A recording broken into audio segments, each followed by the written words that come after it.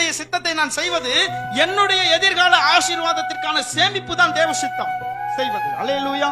இன்றைக்கு நிறைய பேருக்கு தெரிய மாட்டேங்குது.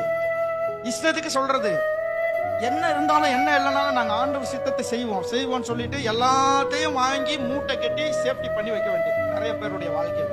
அல்லேலூயா. இந்த உலகத்துல எனக்கென்று ஒன்றுமில்ல, இந்த பூமி சொந்தம் இல்ல. பாடுறவங்க தான் பல ஏக்கர்ல பூமியை சொந்தமா வச்சிருக்காங்க. அல்லேலூயா, அல்லேலூயா.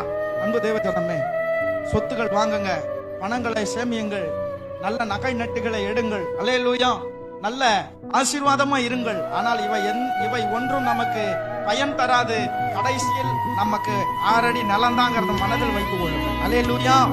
இதெல்லாம் ஒரு குறிப்பிட்ட காலம் மாத்திரம் தான் நமக்கு என்பதை யோசித்துக் கொள்ளுங்கள். இதற்காக ஒரு பகையை உருவாக்காதீர்கள், இதற்காக ஒரு சண்டையை உருவாக்காதீர்கள், இதற்காக தேவனோடு செலவழிக்கிற நேரத்தை கெடுத்துக் கொள்ளாதீர்கள், இதற்காக சொந்த பந்தங்களை எடுத்தறிந்து பேசாதீர்கள், இதற்காக திருட்டு பழக்கங்களையும் இதற்காக பொய் பேசுகிற பழக்கங்களையும் உருவாக்கி கொள்ளாதீர்கள் என்று சொல்லி கர்த்தர் சொல்லுகிறார். அல்லேலூயா, அல்லேலூயா. இதெல்லாம் நமக்கு தேவைதான். ஆனா இந்த தேவைக்காக நாம் வாழக்கூடாது. வாழ்வதற்கு தான் தேவை. அல்லேலூயா. வாழ்க்கைக்கு தேவை உண்டு, தேவைக்காகவே வாழக்கூடாது.